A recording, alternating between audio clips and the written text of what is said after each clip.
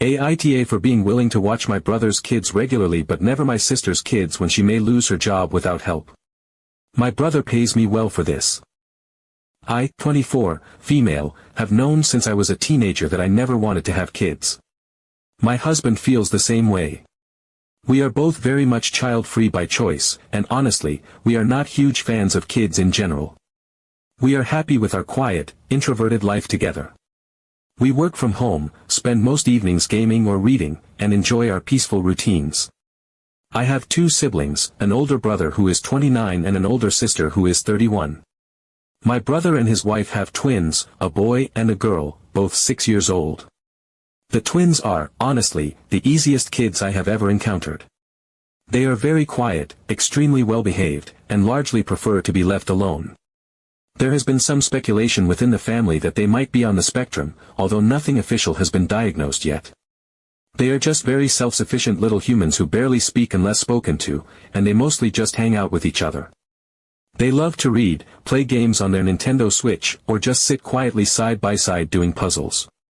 They do not run around, they do not scream, they do not demand constant attention. Since I work from home and my brother and his wife both work full-time jobs in healthcare, where leaving in the middle of a shift is not really an option, I am listed as the emergency contact for the twins at their school.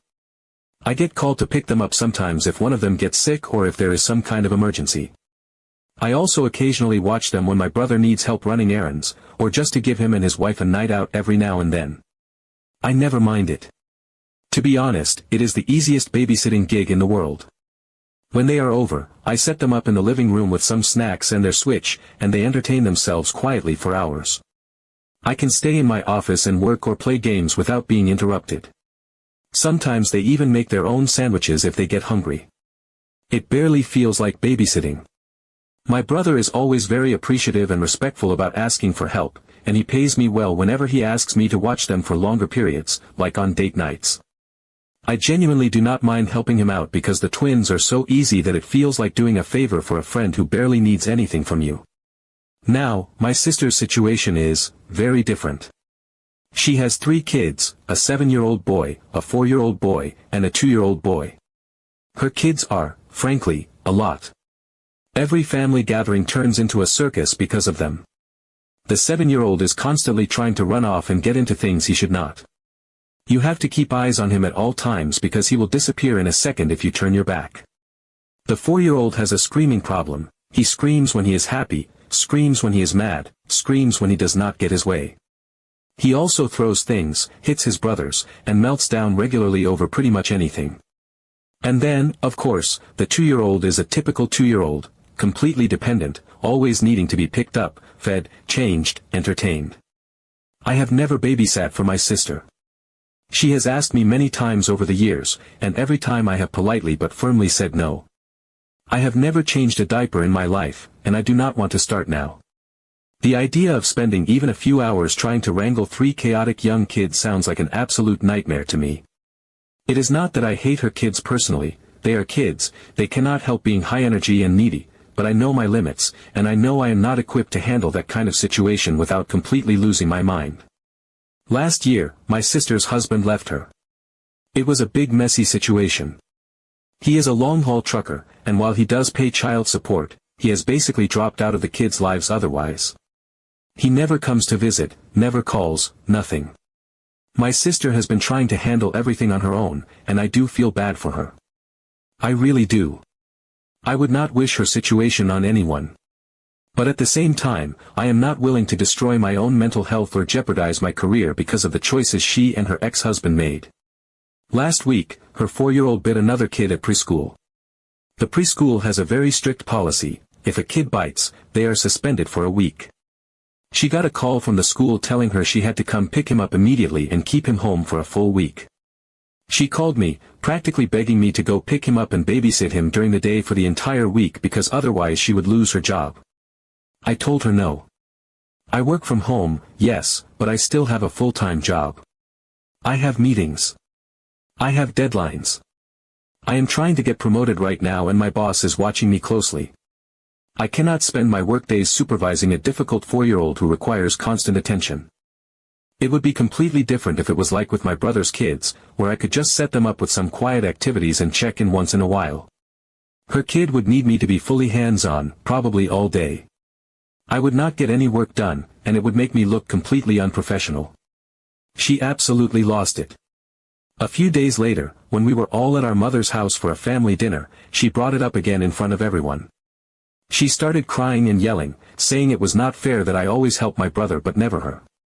She said I was picking favorites and abandoning her in her time of need. I tried to explain, as calmly as I could, that it is not about playing favorites. It is about the reality of the situation. Her kids require way more supervision and energy than my brother's kids do. It is not just a simple favor, it would be an entire second full-time job for me, and I cannot do that right now, not when my career is on the line. She sobbed and said that she did not get to choose how easy or hard her kids turned out to be, and that as her sister, I should be willing to step up no matter what. I told her I understood that she was struggling, but that I have to look out for myself too. I have my own responsibilities. I am not a stay-at-home babysitter. She kept crying and eventually had to leave the dinner early because she was so upset. Since then, things have been tense between us. She has been texting me long paragraphs about how I am selfish and heartless and that family is supposed to be there for each other no matter what. My mother is trying to stay neutral, but I can tell she is disappointed in me too. Meanwhile, my brother has been supportive and says I did the right thing by setting boundaries, but the guilt is still eating at me a little. So am I the asshole for refusing to babysit my sister's kid, even though I do watch my brother's kids? Update 1. My sister, Amanda, would not let it go. She continued complaining about me to literally anyone who would listen. Our mom, our aunts and uncles, even distant cousins I had not spoken to in years were suddenly leaving passive-aggressive comments on my Facebook posts. It was like she had launched a full-scale pity campaign. Every time I opened social media, there was some vague post about how you find out who your real family is when times are hard. Family friends who barely even knew the situation were messaging me, telling me to just be there for my sister because she needed me more than ever. It got to the point where even my mom, who had initially been trying to stay neutral, sat me down one evening and said something along the lines of, "I know it's hard, but family has to come through when times are tough." She looked so tired, so worn out by the constant drama, that I just nodded, even though inside I was screaming. I was trying so hard to keep my head above water at work, and every day felt like an uphill battle against guilt, shame, and pressure I never asked for. Every time my phone buzzed with another text or call, I felt my stomach knot up, wondering who else was going to lay into me about it. Then, just when I thought it could not get worse, even my brother Ethan, the one person who had been firmly in my corner the entire time, called me one evening. He sounded uncomfortable, almost apologetic, but he asked if I could please help Amanda out, just this once. He explained that he was taking time off work to stay home with his twins for the week, so he would not need me to pick them up or babysit. He said he understood it was a lot, but it would really mean a lot to the family if I could step up for Amanda, even if it was just for a few days. Hearing it come from Ethan broke something in me. I honestly felt like I had no way out anymore. I had been holding the line so firmly, repeating to myself over and over that it was not my responsibility, that it was okay to say no, but now it felt like everyone, even the people I trusted most, were siding against me. I was already hanging by a thread with work. My manager had hinted at an upcoming promotion if I could just keep up the momentum on a few big projects. My hands were shaking when I agreed, because I knew it was going to be a disaster, but I was terrified of pushing my family even further away. I thought if I just did this one thing, they would leave me alone, that Amanda would finally see I had tried. Amanda showed up the next morning with her 3 kids in tow.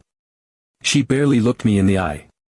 The 7-year-old immediately started running circles around my living room, the 2-year-old was crying because he had dropped his stuffed animal somewhere between the car and the door, and the 4-year-old, the one suspended for biting, was staring at me with this wary, defensive expression, like he already knew he was going to hate being here. Amanda barely stayed long enough to give me a rushed list of important things, like snack preferences and nap schedules. I tried to stop her for a second to ask what the payment arrangement would be, because if I was giving up a week of sanity and potentially endangering my job, the least I could get was some form of compensation. She just waved her hand, already halfway out the door, and said, "We'll figure it out later," before practically sprinting to her car and peeling out of my driveway. Red flag? Absolutely. Every fiber of my being screamed at me that this was a mistake, that I was about to be trapped in the most stressful week of my life with 3 chaotic little boys who did not know me, did not listen to me, and did not want to be here. But I was too overwhelmed to argue. Update 2. The week was, as expected, a complete nightmare. From the moment Amanda dropped off her 3 kids, it was like a bomb went off in my quiet, orderly life. I had braced myself for chaos, but no amount of preparation could have possibly readied me for the reality of what I was about to endure. I had imagined it would be difficult, had pictured some temper tantrums and interruptions here and there, but I had still massively underestimated just how impossible it would be to juggle working full-time from home while managing 3 wild, high-energy, high-needs little boys who barely knew me, barely respected my authority, and absolutely did not care that I had meetings to attend, projects to complete, or any personal boundaries at all. Within the first hour, everything started falling apart. The 2-year-old immediately had a full-blown meltdown because I gave him the wrong cup. Not just crying, screaming, thrashing, throwing himself on the floor like he was being tortured. Meanwhile, the 4-year-old decided he was starving and tried to climb onto my kitchen counter to reach the cookie jar I had shoved all the way to the back, foolishly thinking it would be safe. He dragged a dining chair across the tile floor with a deafening screech that interrupted my first meeting of the morning, then slipped and nearly broke his neck before I caught him mid-fall. The 7-year-old, who I thought would at least have a shred of common sense, figured out how to unlatch the baby gate I had hastily installed in front of my office door. He barged in right in the middle of a critical Zoom meeting with my boss and started loudly narrating everything he saw on my desk: pens, sticky notes, a half-empty coffee mug, with the excitement of a kid hosting a chaotic YouTube unboxing video. I had to keep my microphone permanently muted just to survive the meetings, frantically clicking the unmute button to answer questions while simultaneously waving my arms around like a deranged air traffic controller, trying to herd the boys out of the frame. Every time I managed to shoo one child away, another one would appear, pulling at the cords under my desk or trying to climb into my lap. It only got worse as the week dragged on. I missed 2 major deadlines that I had been working toward for weeks, deadlines that could have seriously helped me secure the promotion I was gunning for. I simply could not concentrate long enough to finish anything. Every 5 minutes, someone was crying because they bumped their knee or someone else stole their toy. Someone was throwing a cup of milk across the living room, splattering the walls. Someone was sneaking into the pantry to dump cereal all over the floor. Someone was climbing the back of my couch like it was a jungle gym. It never stopped. The 2-year-old, at one particularly horrific low point, managed to get hold of the jar of peanut butter I had foolishly left out on the kitchen counter while making lunch. I had turned my back for literally 2 minutes. He somehow opened it, got his entire hand inside, and then gleefully smeared the sticky mess directly into the keys of my laptop. I walked into the room and saw him patting the keyboard with both hands, peanut butter oozing between the keys like some grotesque horror movie.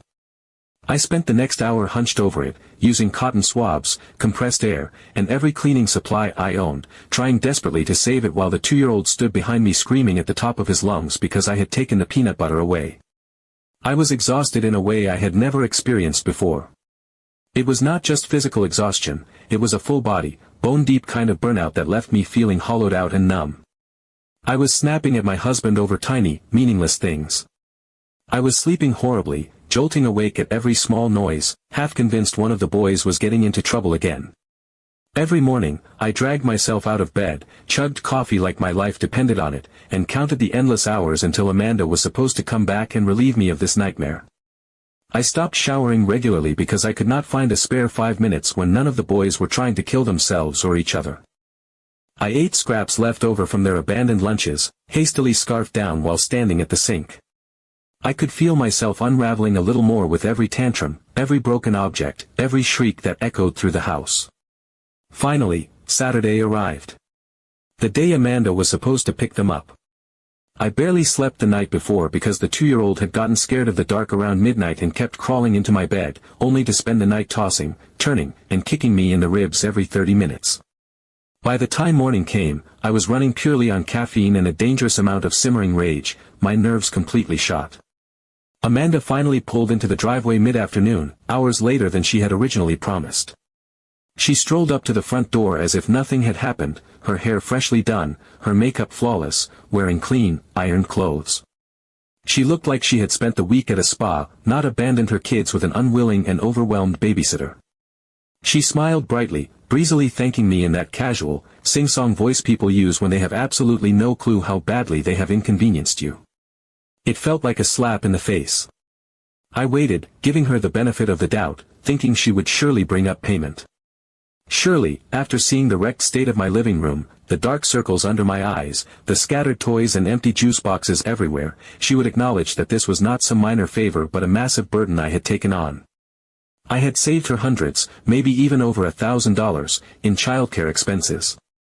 But Amanda just kept chatting about how busy her week had been, how exhausted she was, how she had started watching some new Netflix show that she thought I would love, all while completely ignoring the devastation her children had left behind in my house. Finally, I could not take it anymore. I asked her, as calmly and firmly as I could manage, when I could expect to be paid for the week. Amanda paused in the middle of trying to zip up the 2-year-old's jacket and turned to look at me like I had just suggested something totally absurd. For a moment, genuine confusion crossed her face, like she had completely forgotten any prior conversation about compensation, like the very idea that I would expect to be paid was new and baffling information. Then she laughed, a short, sharp, condescending laugh that made my skin crawl, and said there would be no payment. According to her, I should actually be grateful that she had forgiven me for neglecting her for so long. She said that babysitting her kids for a week was me making it up to her, that it was something I owed her as a sister, an unspoken debt I should have been eager to repay. I was so stunned that for a second, I literally could not form words. I just stood there, frozen, staring at her, feeling like the ground had shifted under my feet. After everything, the stress, the missed deadlines, the peanut butter massacre, the screaming fits, the complete and total mental breakdown I had barely managed to keep at bay, I was supposed to consider this whole nightmare a privilege. When I finally found my voice, I told her, cold and steady, that I expected $500 for the week, minimum. It was still far cheaper than what she would have had to pay a professional nanny, a daycare, or even a last-minute babysitter. I thought I was being more than reasonable, considering the level of disaster I had endured for her sake. Amanda just shook her head, smiled that same smug little smile, and said she was not paying a dime. She scooped up her kids, still acting like she had somehow done me a favor, and walked out the door without a second glance. Amanda refused, said she wasn't paying a dime, and left with her kids still acting like she had somehow done me a favor. Update 3. After that disastrous week and Amanda's unbelievable refusal to pay me, I thought it would be the end of it. I figured that was the breaking point, the moment where she would finally realize that I was not going to be manipulated anymore. I was wrong. Amanda, in her usual fashion, tried a few more times to rope me into babysitting again, as if none of it had ever happened. At first, it was little things. She would send me long, guilt-tripping texts about how she had a dentist appointment or a doctor's visit or an emergency errand to run and desperately needed someone to watch the boys, just for a couple of hours. The messages always started polite but quickly spiraled into emotional pleas about how hard it was being a single mom and how unfair it was that she had no one to lean on. Some days she would even try sending voice notes, her voice all trembly and sad, like she was on the verge of tears. It would have been heartbreaking if I had not already lived through a week of absolute hell under her ruthless expectations. The first couple of times, I considered responding, if only to formally say no. But honestly, I realized that even acknowledging her requests gave her room to argue, to guilt-trip, to wear me down the way she had before. So I stopped responding altogether. I left the texts unread. I turned off read receipts. I focused on my job, my home, and the peaceful life I had worked so hard to build for myself. If Amanda wanted help, she was going to have to find it somewhere else. Meanwhile, I continued helping out Ethan with his twins when he needed me. It never felt like work with them. Ethan always treated me with nothing but respect and gratitude. He always confirmed plans in advance, paid me fairly and promptly, and never made me feel like I owed him anything. Watching the twins was easy, almost soothing compared to the chaos of Amanda's house. They would sit together reading books, building elaborate Minecraft worlds, or quietly playing puzzles while I worked in my office. If they needed anything, it was simple, refilling a juice cup, helping with a tricky video game level, answering a few curious questions about dinosaurs or outer space. It never disrupted my day, and honestly, spending time with them never left me feeling drained. If anything, it reminded me that not all interactions with kids had to be a nightmare. Amanda, on the other hand, was not doing so well. After I stopped replying to her requests, she was forced to find other childcare options. She ended up hiring a professional nanny. And not just a casual sitter she could underpay and guilt into staying late, an actual trained nanny with references, contracts, and professional rates. I heard through the family grapevine that she was paying a small fortune every month, way more than she could comfortably afford, and she was livid about it. She complained non-stop to anyone who would listen. Family gatherings, social media posts, passive-aggressive comments on Facebook. She ranted about how unfair it was that she had to shell out all this money just to get a break now and then. She would post long, dramatic rants about how some people, clearly directed at me, had abandoned her when she needed them most, forcing her into this financial burden. There were so many vague Facebook posts about selfish people and family betrayals that it became almost laughable. It was as if she genuinely believed she was the victim for having to pay for a service she had no right to demand for free from others. At first, my mom tried to stay neutral, like she always had. But even she started to realize how toxic the situation had become. After seeing how much stress it had caused me, how much it had affected my work and my health, my mom finally stopped pushing me to help Amanda. I think the final straw was seeing the exhausted, hollow version of me that crawled out of that disastrous babysitting week, barely holding it together. She stopped mentioning Amanda's childcare struggles altogether, and when Amanda would start complaining at family dinners, my mom would just quietly change the subject instead of jumping to her defense. It took a while, but I realized something important through all of this. Setting boundaries is not just important, it is absolutely necessary. It is not cruel or selfish to protect your peace, your time, and your mental health. Because if someone is willing to manipulate you once, they will keep doing it again and again if you let them. They will keep taking, keep demanding, keep guilt-tripping, until you are left hollowed out and bitter, wondering how you got trapped in someone else's chaos. These days, I am just focusing on my work, my peaceful life, and my own happiness. I have made incredible strides in my career since cutting out the drama. I spend my evenings curled up with a book or gaming with my husband in our quiet, cozy home, no screaming tantrums in the background, no looming dread of guilt-trippy text messages. I take care of myself now, unapologetically. I see Ethan and the twins regularly, because helping them feels good, not draining. And when it comes to Amanda, I have no regrets. Not a single one.